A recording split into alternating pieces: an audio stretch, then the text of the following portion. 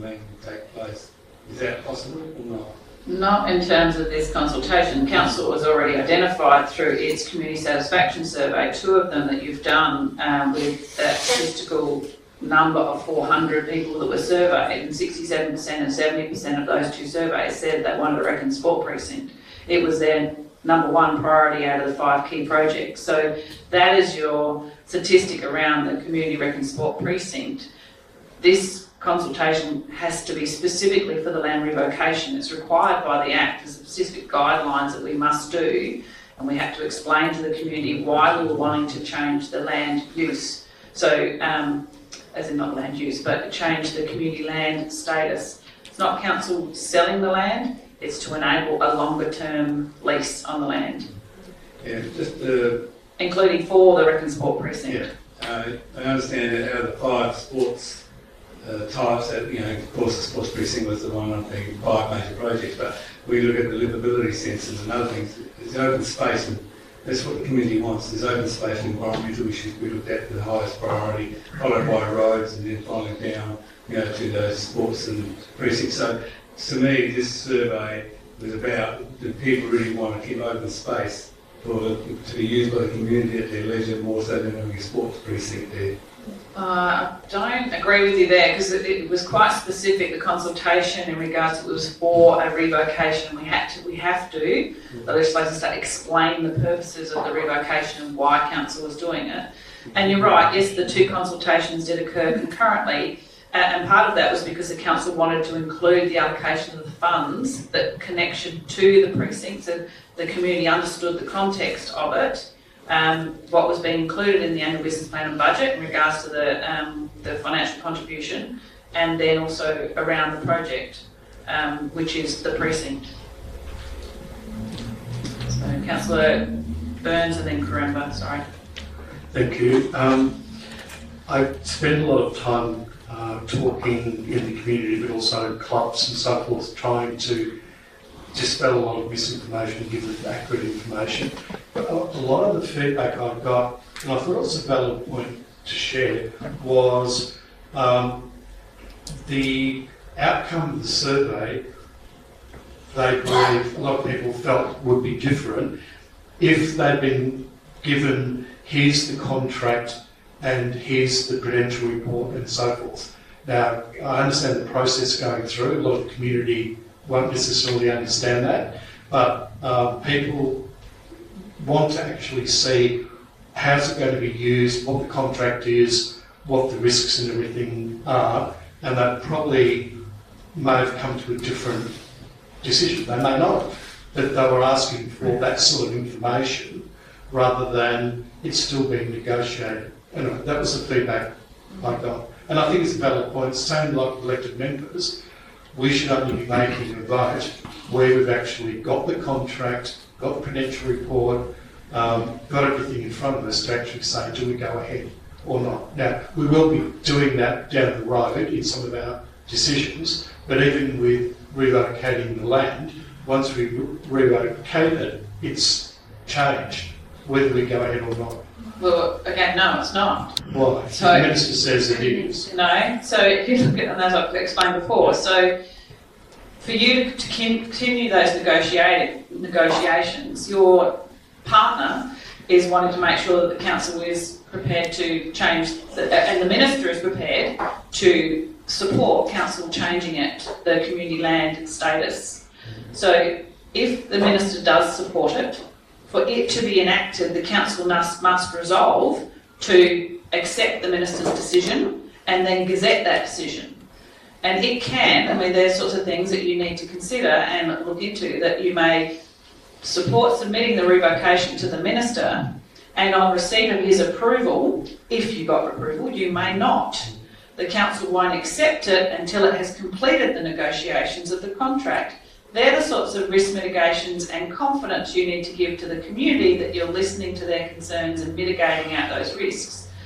I suppose your other comments, and again, it's really up to you as the chamber. If every community member wants to see the contract and wants to see every bit of negotiation, then there's no point having the 10 of you sitting around this room, because that's what you're elected to do by the community, is to make those decisions on its behalf. And so there are many contracts that the community does not see, that only the members do in terms of delivery of all of your projects. But it's about the community having confidence that the members have all that information and you're doing your due diligence.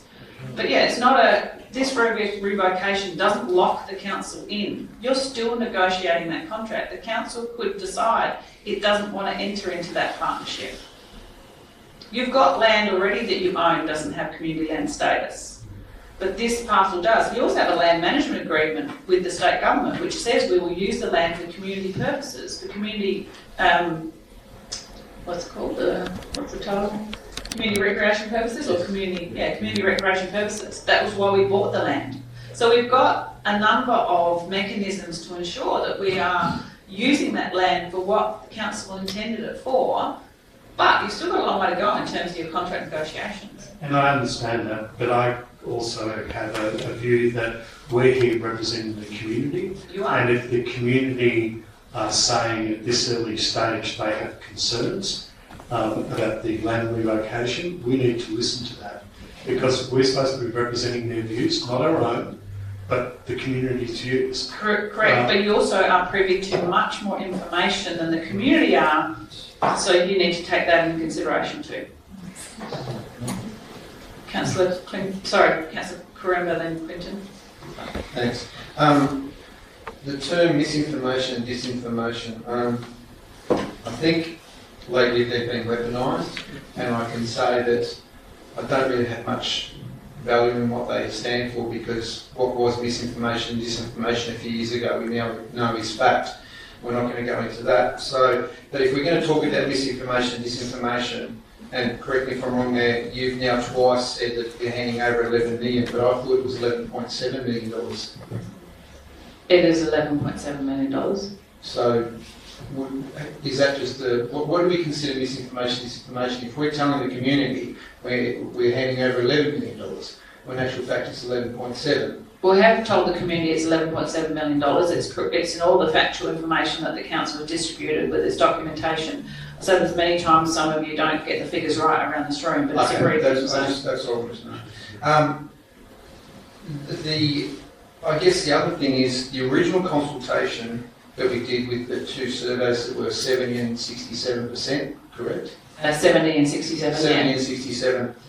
That was based around a model of borrowing $10 million and then getting grant money to build the rest. So it was a community council-owned building. There was a separate consultation. So you did one consultation was when council did a community satisfaction survey around services and programs the council's delivering, and you also asked the community about 5 key projects, which was the Arts and Cultural Precinct, voting facilities, the Rec and Sport Precinct, and I can't remember the other 2 off the top of my head. And the priority of those 5, number 1, 67% and 70% was the Rec and Sport Precinct. The other consultation you did with the community was when we did the annual business plan budget last year, was said that what was the community's appetite if we were to build a Rec and Sport facility, and we gave 2 options around the impact on their rates. We did a $10 million model and a $20 million model, and the impact on the increase of their rates over a period of time, I think it was 3 years, and noting that both of the models we would need to be seeking grant funding, substantial grant funding, about $10 million from. Yeah. That was the other piece of consultation we did with our community, and a majority of community obviously were accepting that they were prepared to have an increase in their rates if this facility was to go ahead. How that was delivered wasn't discussed, whether council delivered it or we did a public-private partnership. It was just a dollar value that was actually consulted with on the community. Yeah, but I would say that because there has been no discussion of private-public partnership, and we haven't done this before, most of the community, I would assert, were thinking this was going to be a council-owned building. And now they're getting, because I'm looking at some of the commentary, and that's a lot of the anger or distrust or whatever you want to call it, misinformation, is based around the model. So shouldn't we go out to consultation to the community and say, look, we are going to hand over $11.7 million. We don't have to pay any more, we don't think, because we can't guarantee that. Well, you can in your contract. We can guarantee that. So absolutely, you've already guaranteed it in your decision within the chamber. You have said that is your maximum. Right. Now, if that deviates, you need to make a decision as the chamber. So Yeah, We can guarantee that. I understand that contract now, but I'm saying further councils, if the community can't afford to use the precinct for whatever reason, the pricing, whatever, they would then be able to come back to the council and ask for subsidies, correct? And it would be the vote of the chamber? Again, they're the things you need to put into your contract, but as with any contract or agreement, again, yes, the developer may be able to, but again, there should be clear provision that you want to write in, because you are at the helm currently as the chamber to make the decision for now and into the future, which you are with the many other decisions. But we can't make a decision for future councils regarding subsidies and ongoing subsidies, can we? No, but you can put a percentage in terms of... We can put in a lot of safeguards, I understand that, but we can actually technically not make a decision for future councils. We can say we're going to spend this much money, not a cent more, but if things get tough down the track and win all around, 2, 3, 4, 5 councils down the track, and this community come back to the council and say we can't afford it, we need more money, it's the chamber's decision then and there. So to say that we will never have to pay any more is not actually technically correct, is it? Well, you can't change the contract. The contract is what you will enter into. Yeah. But again, if the developer reneges or the council of the day reneges, nothing in that sense. You're the ones that are at the helm at the moment. Whoever's there at the time, that's right, 37 different chambers. Just quickly too, I've also heard Councillor Schiller talk about we're getting a childcare centre. Once again, at no cost, I've heard now a few times. The developer will build it and rent it at commercial rates, correct? Correct. But if a non-for-profit decides to take it over, they are more than welcome to come to council and ask for subsidies, correct? And it's the chamber's decision as to whether we want to subsidise them. As long as the developer gets their end, it's the chamber that decides whether we subsidise. And this chamber, we do subsidise a lot of things, right? Well, again, that's probably a bit of a long bow because at the moment... But it's a possibility. Well, I don't know, anything's a possibility. I don't have a Correct. crystal ball. I just want to make sure that we're kind of clear here, because I've heard emphatically people say that there's no cost on this, there's no future cost, when really we don't know. We know what we know right now, but we don't know what's going to happen in future chambers. We don't know what's going to happen in the economy. We have no idea what's going to happen. We could have another pandemic. We're making a... Well, what then I'm you trying may to get, as well sorry, what I'm pack trying up to your get bags to... and go home. What I'm trying to get to is that we are making a decision now that is going to lock in 37 terms of council, potentially if it runs the full course, and we're basing a lot of that information on what we see right in front of us. I'm just saying that we need to look at all the potentials, and I'm not saying this might not be the best option. I haven't seen enough information yet. All I'm saying is that we have to go into this with our eyes open and not hoping and praying and thinking that none of this is going to happen, because I work with developers on a regular basis. They will get their pound of flesh. That's how they operate. No, you're absolutely They're not doing it correct. for free. They're not doing it out of the kindness of their heart. They are here to make money. And we've tried to do this development ourselves, and I understand.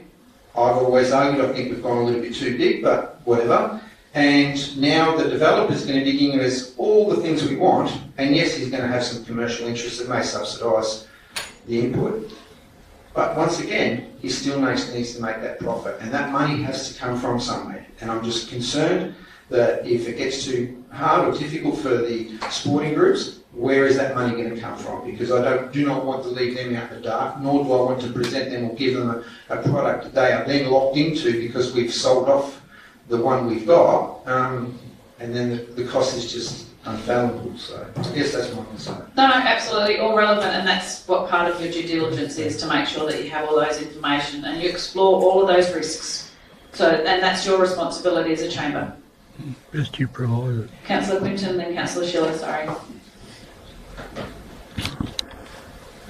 Just want to... You're not on yet, you might not be warmed up. Just when they first come in, they need to be So, with regards to, like the sporting clubs not being able to cope, I think being a commercial entity, it's in their interest to make it affordable for the sporting groups, I would think, because if clubs aren't going to use it, then they're definitely not going to make any money out of it. So, hopefully that will be the case, and I assume it will. I just wanted to ask a question, because my only hang-up really with the model is the timeframe that Councillors talked about a bit already with that 99 plus 25 plus 25. When will be the best time to negotiate that timeframe? Is that in the revocation process? Or No, that's in the contract. So that's currently is being negotiated. So all of the feedback we are seeing coming from the community, we are looking at all of those submissions and addressing all of them. Some of it we will disregard because it's not relevant. Some of it we go, it's already mitigated in terms of pokies or contributions or not paying rates. There's other things we go, actually very good points. We need to take that up with the developer, with the chamber, and have those conversations around the term of the lease. Is it a 99 year lease plus 25 plus 25? Or could it be a 50 plus 50? They obviously have already expressed a 42-year lease under the current community land management agreement. That's a maximum we can do. That's all those 40 clubs now can do. Previously, we've got 50 plus 50. Is not enough for them in terms of their investment. So they want more. That is the reason why we're revoking the community land requirement. We could lease it to them now to do what they wanted to do, exactly everything they've outlined, commercially or not, without going and doing what we're doing right now. But they could only do it for 42 years under the community land agreement. So we are still negotiating that term as to what that looks like. And it's come through clear. There is a nervousness within our community, and rightly so, around a 99 plus 25 plus 25, because that's a long time. If they did have the 42, because there's the right of first refusal that they would have. Not with the 42. 42 under the community land is max, and that's not enough. So the only way we can have a plus is to revoke the community land status. And is the revoke a time frame thing, or is that just an indefinite going? So if it's with a revocation, so this is part of that process, we must demonstrate to the Minister that we have communicated with the community. And I raised a point that Councillor Coimbra mentioned before, and that our community were not aware of the public-private partnership. Again, I don't think, it wasn't a secret that we went out for an expression of interest for the private partner. We didn't hide that. But yes, you're right. There is a first time when we engage with the community, and there's a first time when it's a surprise, but that's what we're doing. We're engaging now, and we'll continue to engage. Gotcha. But the status could be returned. Say, for instance, we go to the Minister and go, we want to revoke it for these reasons, and then the contract negotiations don't go ahead with the private developer, and Council goes, well, actually, we're not going to go down that path. We weren't able to get all the things we needed for our community and the Council's investment, and we're not going to partner with the developer. You could just leave the status as it is. Doesn't mean it's not council land. Doesn't mean you can't utilise it for community use. Or you could put community land status back on. I mean, I think we might be getting ahead of ourselves, but in terms of negotiating a contract, I think we need to have some get out of jail free cards so that if it isn't working with the private developer, we can get out of it. Absolutely. The revocation doesn't tie you into anything. It just enables you to progress to the next stage of those negotiations. Okay, that answers my question. Thank you. Just clarification. What has the developers said as their reasoning as to why they need such a long lease for? Originally it was around their financial investment and their return, but again, we are continuing to ask those questions, and we have, based on the feedback we're seeing from communities, we're asking, why can't you have this? Why can't we look at that? So we can bring that back to the Chamber for further discussion. So are they actually going to explain why they need such a long period from a financial perspective? And secondly, if they want such a long time, why do they need subsidies for the first 7 years for? Why can't they make their commercial endeavours profitable? The subsidy is really only for the council's contribution of the rec and sport facilities to ensure that our community organisations have the access that they need, as we've requested the non-negotiables. So that's, and they're part of within those contract negotiations, which members have seen some of, and will continue to see as we progress those. So you're saying after 7 years, the clubs that are using the facilities won't require any subsidies? Well, the intention of the developer is that they would be making a profit and they wouldn't need any subsidies. And if there's profits, you know, again, part of those negotiations, maybe some of those profits can come back to council. They're part of the negotiations. And is it correct that the profits, because in the land revocation document, I think it was, could have been page 7 or 8, talked about getting 2% of net revenue, but based on just the sports facility, correct. And so all the commercial developments will go as profit to the developer, and the courts and everything have to make enough money eventually without the council subsidies to be viable, or at least to break even to meet their costs. And again, they're the sorts of things, when you have the discussions around the contracts, when we bring that back, they're the things to explore. But in terms of the revocation, I think we need to stay focused on the revocation component, which is what we're here for tonight, because I think you're delving a bit too much into the detail of the heads of agreement. Yeah, I know. Sorry, Councillor Burns. Councillor Schiller did have her hand up when you sought your clarification question.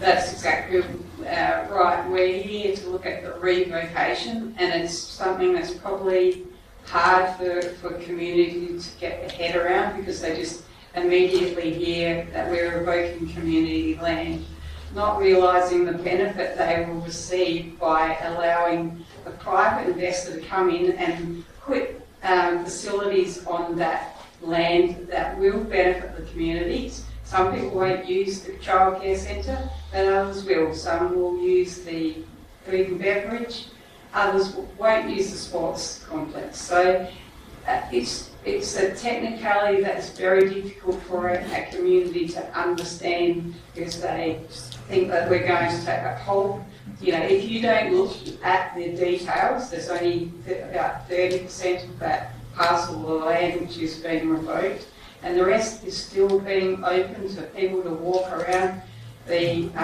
Inland River and all of that sort of area. So it's about their perception of what revoking the community land will do.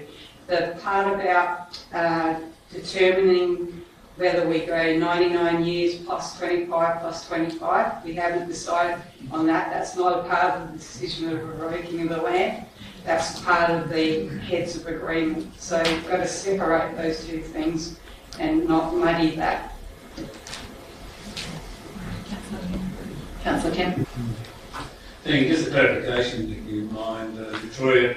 You said that we can revoke land, council land, community land for 42 years, but they also have a right to seek another 42 years after. Is that correct? No, community land, titled land owned by council, that's titled community land. We can lease for 42 years, I believe. We can't do a plus another 42. 42 is a maximum.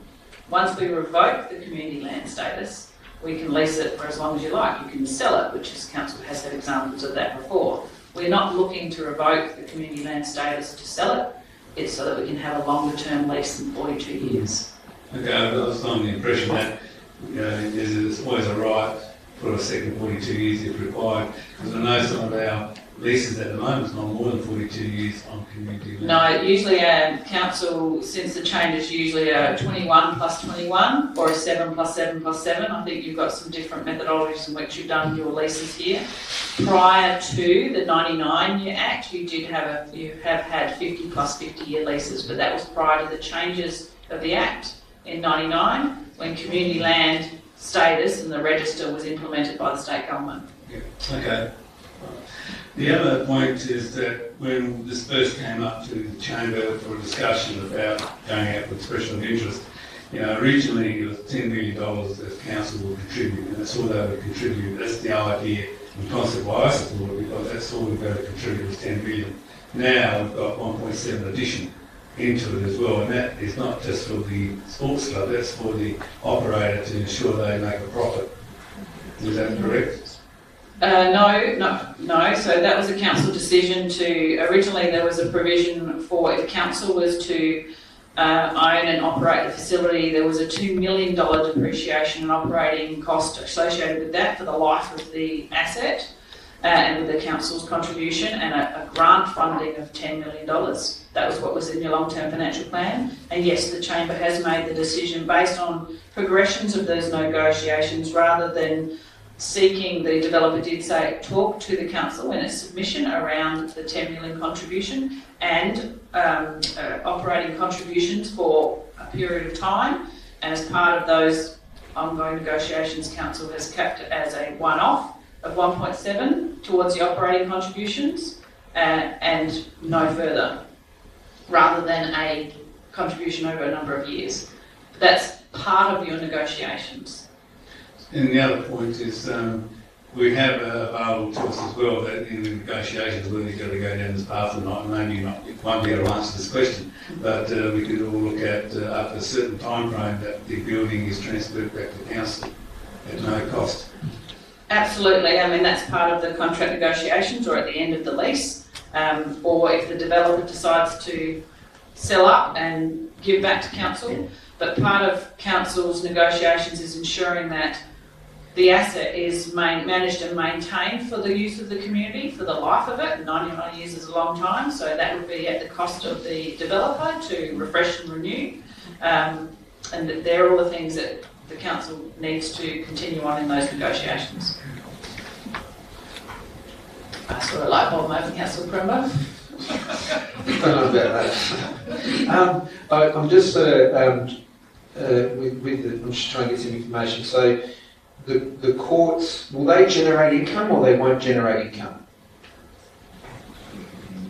The developer's saying, Louise, the developer's saying after 7 years, but they obviously want to, there's the use of the Great Southern Basketball for their use, but obviously they're not going to use them every, from the moment from 9 till 3. The developer needs to find and generate income from them, other than just basketball, when they're not being used for basketball. But Louise may want to add to that, so she's got some more information. Yeah.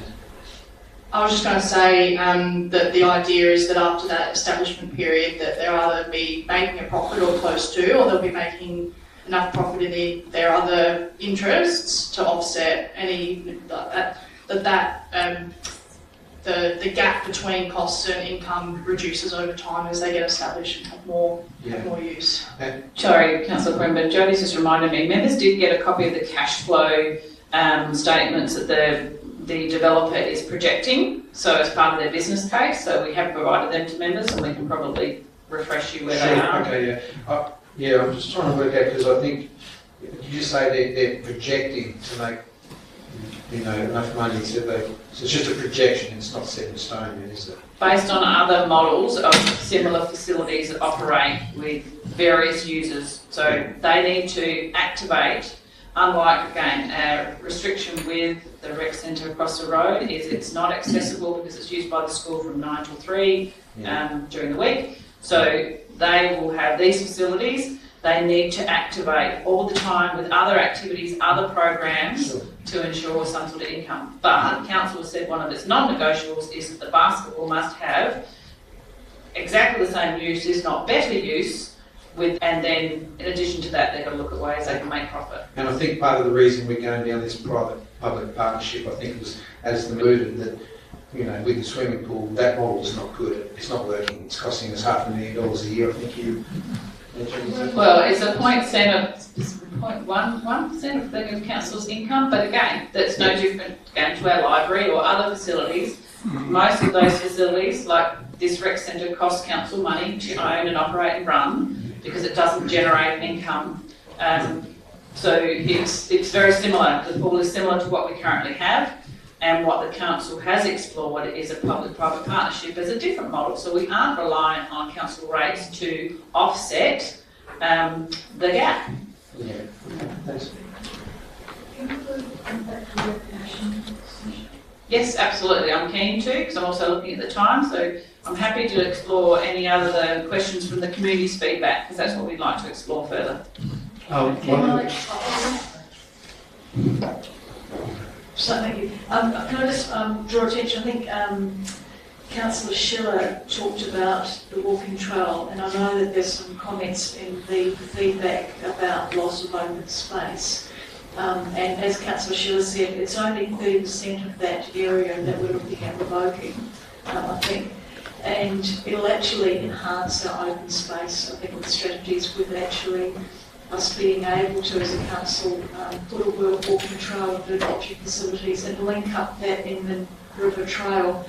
And I know that the Rotary Club have also had discussions about if this goes ahead, maybe they could do a Rotary Park there and enhance areas for community members to go into the Inman River area down there. So I actually think that there's the opportunity for it to increase the natural environment, and if it's done properly, that can be a really lovely area for families who maybe not be using the sport rent facility themselves, but can park down there and take a picnic down to the river and enjoy that. And there may also be ability for, because we've got lots of trees down there, doing lots of, maybe other activities down in that natural bushland.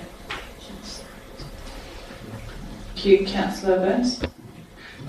Two further bits of community feedback. One, a lot of people asked what was meant when they said that we could be applying for government grants, even the private developer, because they understand, or they said to me they can understand that you can get grants for paving and gardens and so forth, but given it's a non-council owned building asset, they thought that precluded from getting government grant funding, and it may be useful to explain to the community how that works. The second was with a lot of long-term lease developments, obviously after 10 years, 15 years, there's renewal required of the building and eventually replacement.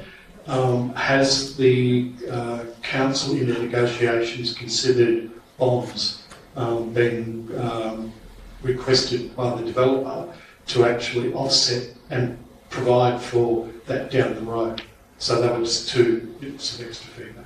Well, as part of the negotiations, whether it's a sinking fund and also a renewal program that's part of the agreement for lease, they're the sorts of things council would need to make sure that it considers as part of that. So they are part of those negotiations.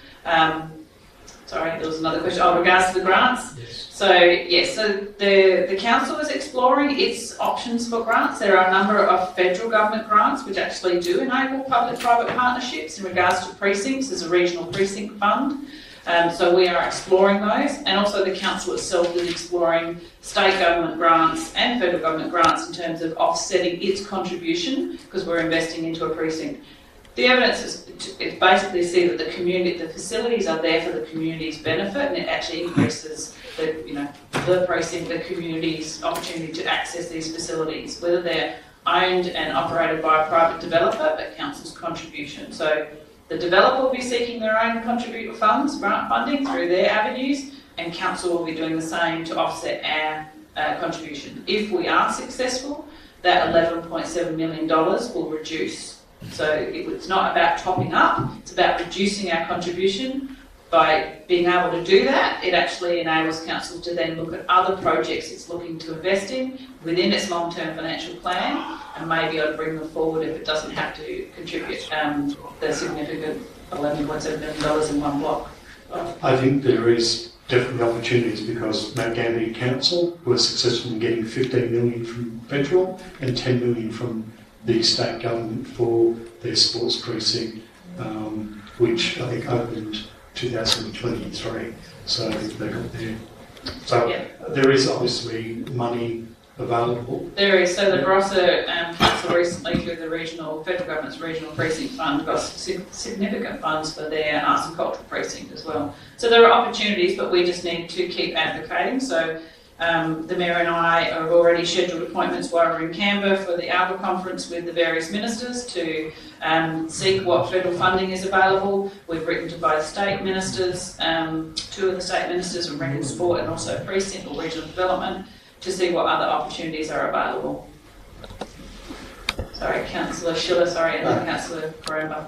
Just a comment about the grant funding. It is well and truly attainable to gather maybe a few $1 million, but to try and get a lump sum of say $10 million, which is what we would require if we were doing what we were going to originally do with building the facility ourselves. It's a lot harder to find that sort of money, but if we are only having to find $11.7 million and we're still seeking grant funding, I think our likelihood of getting a smaller slice of the pie is a more likely outcome and a safer, it's less risk to be trying to get some of those smaller grants than those larger ones that in this political climate where we're looking at, we all know that funds go where they want to get their votes, and I'm not sure that we're the hot spot at the moment. Councillor Kramer. I'd just like to, just Councillor Burns brought up that Gander. I don't know if that's a good model to bring up because they're looking at a 10% rate increase. So I don't know whether that was a good idea. And in regards to grant funding, that's really subjective because at the end of the day it does, as Councillor Schiller said, come to whatever government we have, and we're looking at an election before May next year. So who knows? We might end up with a government who will be more keen on spending money down here. But yeah, I guess we should probably continue on with the revocation part of things. Good. So I think just to run through this last slide, if there's any other questions, I think it's very important that members look at the themes of the feedback we received from our community. And majority of this consultation was not supporting of the revocations for a variety of reasons. Some of it was you've already met the addressed in terms of some of the information wasn't correct. Others you still need to address or give the community the confidence that you would do your due diligence with any further negotiations if that's the way you choose to go. Looking at the consultation in your decision, the next decision which would come to the Chamber is around applying to the Minister for the revocation for that community land status. But very important giving back to the community if you do decide to support and progress, the reasons why, and that you are going to give the community confidence that you'll address all those other concerns that have been raised in this consultation. And if you don't, again, you need to give reasons why to the other percentage of community who are seeking for you to progress down this path. So you need to take both into account. We will present the information to the Chamber. Every single survey that's been received, you've got a copy of. We've done an executive summary where we've grouped it together in themes and I've highlighted those. The next steps will be we either authorise and submit it to the Minister, and hopefully we've got all the information the Minister needs to make a decision, and then that will actually come back to the Chamber to endorse. And again, we're going to explore whether we can sit on that endorsement until you've actually finalised your contract negotiations, because that may give the community more confidence in some of the things that they've raised as part of the revocation. Or you choose not to progress any further, but unfortunately that would probably cease those negotiations with the private developer because very much they need more than a 42-year lease. That's what's currently in your negotiations, noting that you've done direct negotiations with the developer so far, you have a heads of agreement and you're in the midst of those negotiations. Councillor Kramer, then Councillor Burns, sorry. If we don't go ahead with the revocation, we can still use the land for a sport precinct. The community land is owned by council, so it's for community use. We still need to do the rezoning. Yeah. So when we purchased it from the government, and again, that was up for open market. We didn't want it to go to the open market to have an industrial site. We wanted it for community land and community use. Mm-hmm. The LMA states it must be for community rec and sport facilities. So we can still do some sort of a sporting thing on it if we want to. That's what it's there for. Correct, if you can afford it. And even if you did revoke the community land status, for whatever reason, you can still build whatever you want on there, because it's community land.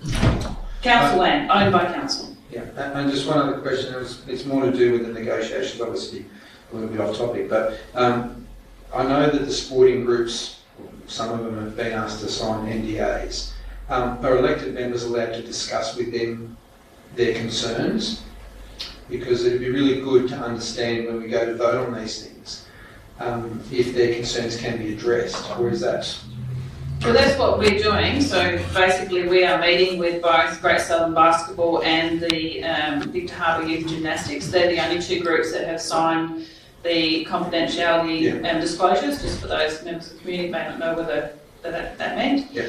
And that's what we're bringing back to the council so that they understand their concerns. And yes, you can speak to them, but there's also, you are privy to more information than we are sharing with Great Southern and Gymnastics. So you just need to be conscious of that. But that's what you're there for. You're their elected members. Okay, so they can talk to us about their concerns in regards to what they've already been, because they've obviously, so we've got the most information.